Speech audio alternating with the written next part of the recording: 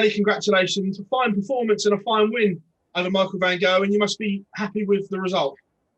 Yeah, it was quite strange. It's no secret I didn't play amazing, but I did enough every leg, and I did enough to prevail. The most frustrating thing is how disconnected I felt from the game for the last 2 days. But not saying I felt connected tonight, but I did enough to win. Do you put that down to not playing much because you didn't know you were going to be in it? You openly said beforehand that you hadn't picked them up. Do you feel that was a factor in the last few days? Yeah, if I'm honest, yeah. It's I've been doing a lot of. It sounds like a Jack and Ori story, but I've been doing a lot of manual work at home because that's what I enjoy doing. And I come here, and if I'm honest with you, I got offered a little bit of appearance money, and I thought I'll just come here, I'll do my appearance money, and I'll just shoot. I'm going to be completely honest. I'll just shoot back home, and that's it, And in the morning, I got a phone call at like 9 o'clock in the morning. I was like, why haven't I been told I can go? And then all of a sudden, I was told, oh, you're in, and I was like, wow, what do I do? I wasn't prepared mentally, or darts wise, so it was a big shock. And I think like 2 or 3 days, it just started to sink in. So yeah. What's that like, sat in your hotel room thinking it's going to be a waste of time? Because we know you like to be busy and everything like that. So that must have been like torture for you, just sat there thinking this is going to be a waste of time. It wasn't a waste of time. I didn't think of it in that respect. I thought, most of the COVID tests have, 95% of the COVID tests have been, you get here at like 11, 12 in the morning, and by 7 or 8 at latest, you've had your results. And as soon as I got here, I was like, oh, it's a 24-hour test. I was like, oh, damn, I got that wrong. But, I come here and I have my test and I'll go in the morning. And then you're in there in the morning in your room, and you 7:30, you think, oh, come on, hurry up, because I just want to go home. And then all of a sudden they go, we can't tell you who's failed the test, but someone failed the test. And then automatically I knew, and it's even more strange. I knew who had failed. Not as a conspiracy, but I just knew, and I had a feeling. And then when I did find out, I said to my management, I just knew it was him, and it was ironic. But yeah, it's this big. I haven't taken on board that I've got to fill big boots of the world champion, probably the crowd's favourite at the moment. I've just followed on and played darts and tried to do okay. For 2 of the 4 nights, I've been bloody awful, but I'll keep going. I'll keep digging in. I was going to ask you about what you just said there. Is there more expectation on your shoulders because of who you have replaced? No. I'm too old and too long in the tooth to worry about things like that. I've been doing it for 20 years, and it's one of the few times that experience is probably a good thing. But no, that really doesn't affect me. The only thing that affects me is I've played bloody awful for the last 2 nights.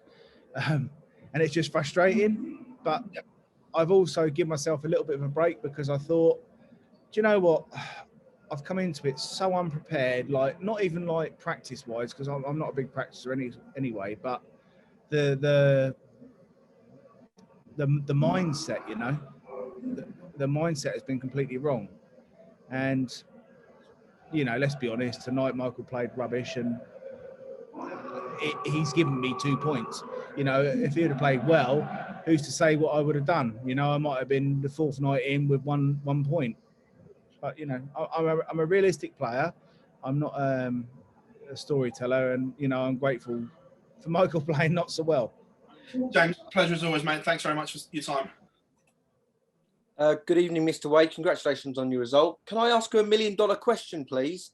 Do you know which... I retire. Yeah. Do you know which James Wade will turn up every night?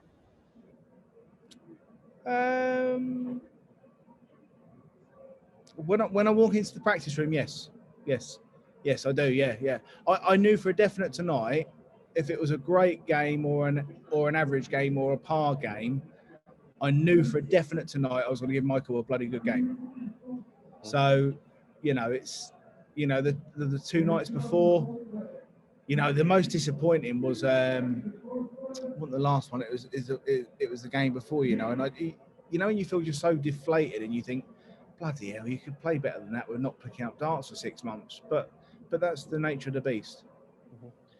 Is it also difficult for you in these blocks of being stuck in one place for 5 days? It's a lot of time to yourself in a room. Is that tricky for you? If I'm honest, you know, people use excuses, and I'm probably one that have used them before. I've probably struggled more this block section than I've ever, not ever, but it's up there, you know. I just keep obsessing that I didn't give my half and it just sounds really, really silly, and you'll all probably dismiss it, but it just sounds really silly. When I got up in the morning, I said to Samantha and well, I didn't say to Arthur because he was more interested in Blue's Clues, but I just said, I'll see you tomorrow morning. Worst case scenario, I might be back tonight if I'm lucky. And I tortured myself. I've tortured myself the whole time, thinking, bloody hell, why don't I just give him a little hug? Why don't I give my wife a little hug and a kiss? And it just sounds really, really stupid, and it sounds so what's the word? I'm just trying to not jovial. Jovial's no. I just incidental. It sounds incidental. Not incidental. That's the wrong word as well. But I was so annoyed with myself, you know, because, and as I say, 99.9% of people would just think, oh, you're making excuses. I felt so bad that I didn't say goodbye to my wife and my son, and I never used to feel like that. But maybe I'm just going a little bit softer and in touch with my with my emotions. But yeah, it was just, I felt really, really crap all week for that. I have felt really, really crap. No, I can totally identify with that. Totally. So I understand that. Perhaps you know, that I've got kids and stuff, but I just felt bloody awful, you know. And I spoke to well, he acknowledged me today on FaceTime, and you know, I said hello, and it made me feel a lot better, to be honest with you. But you know, I will never ever leave home again and not give my little boy a cuddle, you know, and maybe even my wife. Okay, listen, thanks for your time and well done tonight. Cheers, James. Thank you, appreciate that. Hi, James. You looked very businesslike tonight, even from the start of the walk-on. Did that feel like a significant game in terms of kickstarting this Premier League for you? Well, I don't know how to answer that. Yeah, I mean, another loss would have been probably devastating. But you know, it still wasn't a great performance. Let's be honest. You know, I'm not going to mix words and kid myself.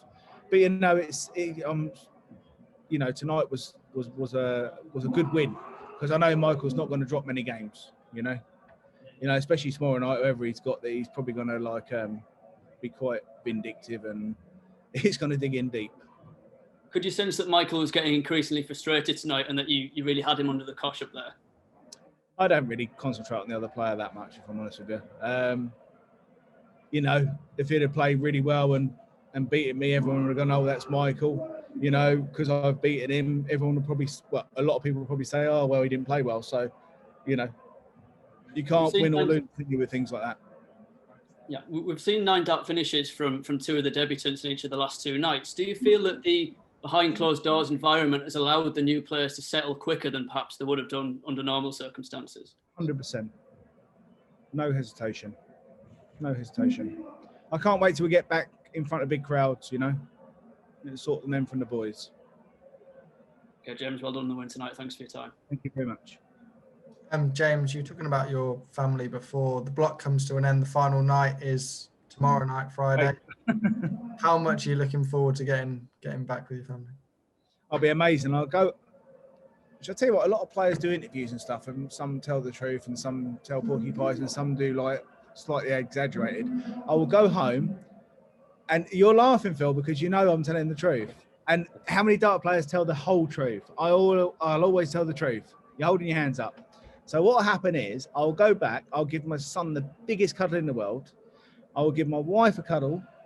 I will say to her, any chance for a cup of tea? And she'll go, yeah, I'm doing something. And then before you know it, I'll be working on a car, or I'll be working in the garden. And then Arthur will come over and bother me, and I'll be like, get him away. I'm trying to do my stuff. So that's just the way I am, you know. But I bloody missed a pair of them. It's good to know you keep him. You're laughing because you know it's true. I can see your top left. You know me better than most. Well, I'll leave you in peace, James. Thank you very much. And, Yeah, thank you. Come on, Andrew. Cheers.